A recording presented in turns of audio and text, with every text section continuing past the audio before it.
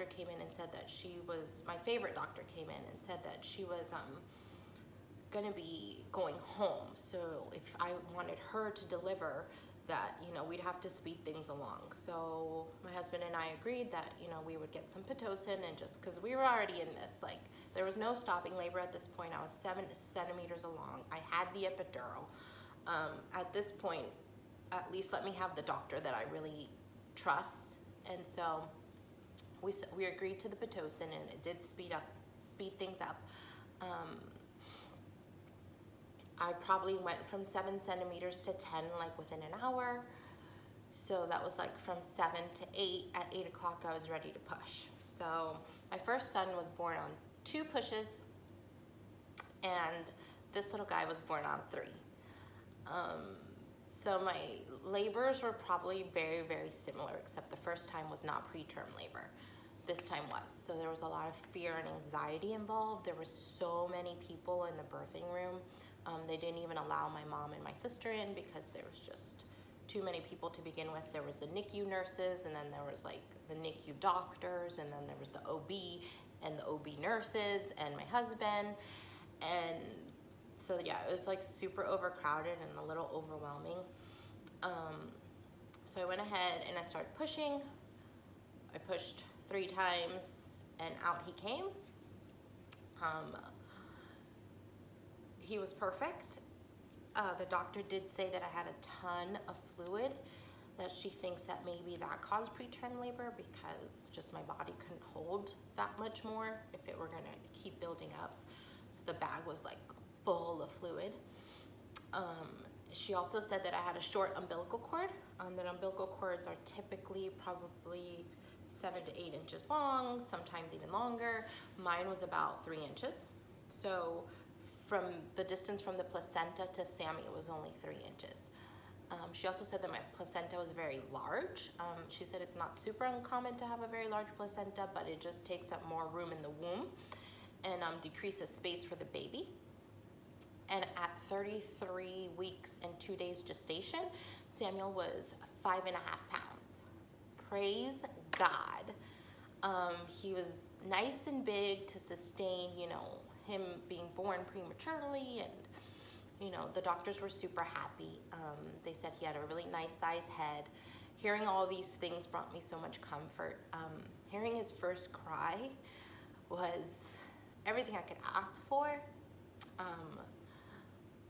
When you're in preterm labor, sometimes you feel like, is he gonna be alive, you know? And so when I heard him cry, like, all my fears diminished, and I just kept saying, is he okay, is he okay? And the doctor and my husband were saying, he's perfect, he's perfect. He scored an 8.8 on the APGAR score. That's a score that like kind of tells you how healthy your baby's born. Well, not healthy, but like how well they're doing as a newborn, you know?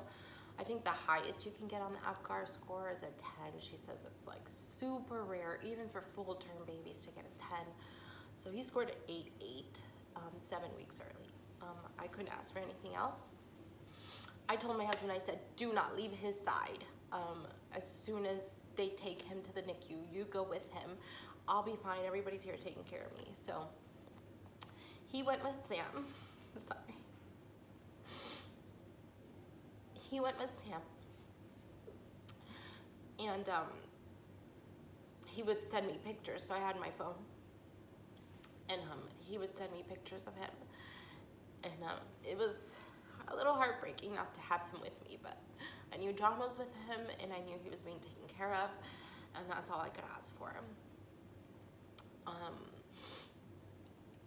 They finally cleaned me up and let me go see him. So they wheeled me upstairs. I remember his nurse was like super nice. Like, her name was Mary. She was like the sweetest. She asked me if I could squeeze out some colostrum to like put in a little syringe so that she could feed him a little bit. She said that that would be like the best thing for him at this point, to get my breast milk and just to like grow. And so we did, you know, I squeezed out a little bit and I put in a tiny syringe and I gave it to him, and he like ate it like a champ. And she's like, wow, he doesn't even act like he's 33 weeks. He acts like an older baby. And so at that point, they didn't intubate him for feedings. They just kept letting me give him colostrum as long as he was doing well with it. And then he was able to latch, which was amazing. So I would breastfeed every 3 hours. So I'd go to my room, I would pump every 3 hours. If anything came out, I would send it up to the NICU. It was a process to get to the NICU, especially when you're like a couple hours postpartum and, you know, walking's not going so well. I'd have to request a wheelchair and someone to take me up, and it was just difficult. So what I would do was just get the colostrum out and send it up, and then, you know, just focus on like pumping and pumping so that he could get some.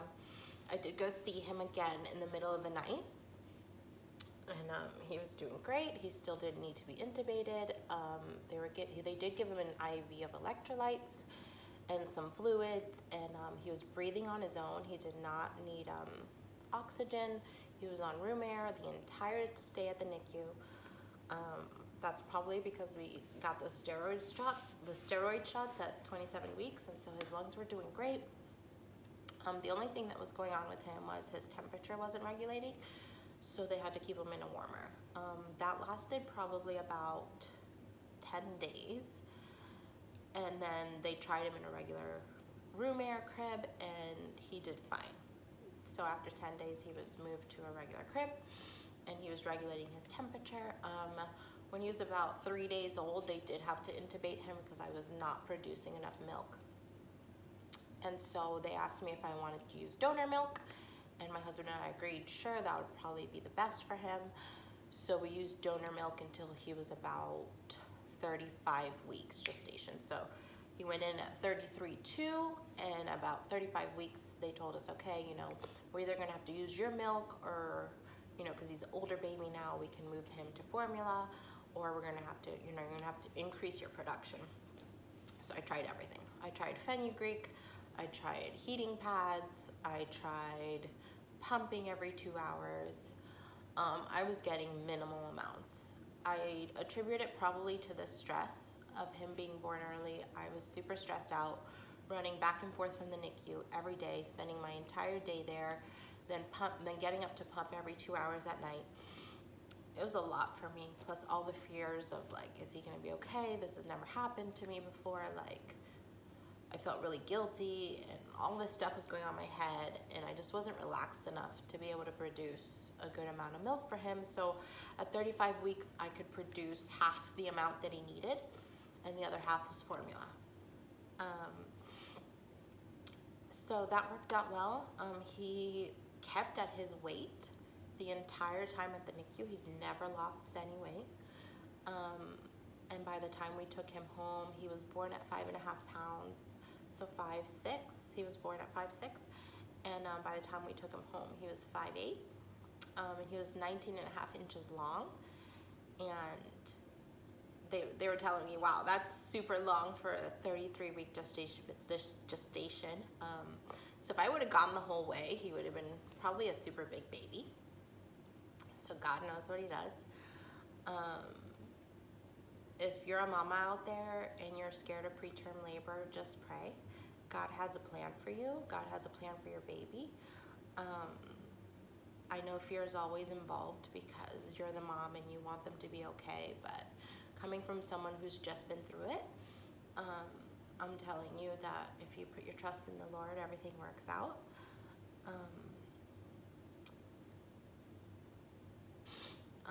We're super grateful that he's here. He spent 3 exact weeks in the NICU, 21 days, or was it 20?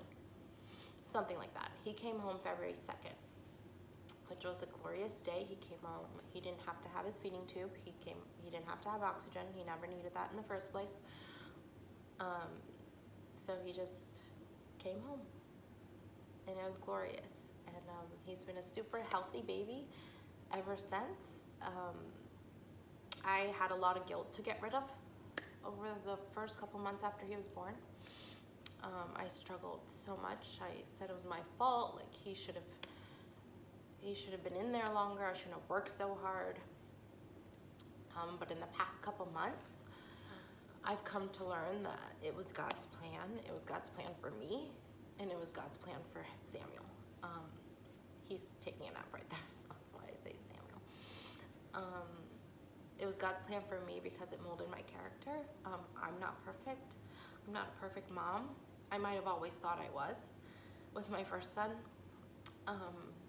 He did use this to show me that he's in control and I'm not. And I'm grateful for that. So if you're out there and you're high-risk pregnancy and you're afraid, I say go with your motherly instincts. I should have been put on bed rest when I thought I should have. Fight for that, and fight for your little one, and just be there for them, and praise God through it all. If you guys are new here, please give this video a thumbs up if you liked it. There's more content coming soon, and if you want more sit-down videos and just explaining, you know, my life story and Q&A, just let me know in the comments below. Remember to watch my latest video. I'll link it in the description box. That'll tell you my whole infertility story and how Sammy even got here. If you're new here, subscribe. I'd love to have you join this journey with me and just create a community of women that we could share ideas and share our life. Thanks so much for watching, and I love you guys, and you matter. People matter. God bless.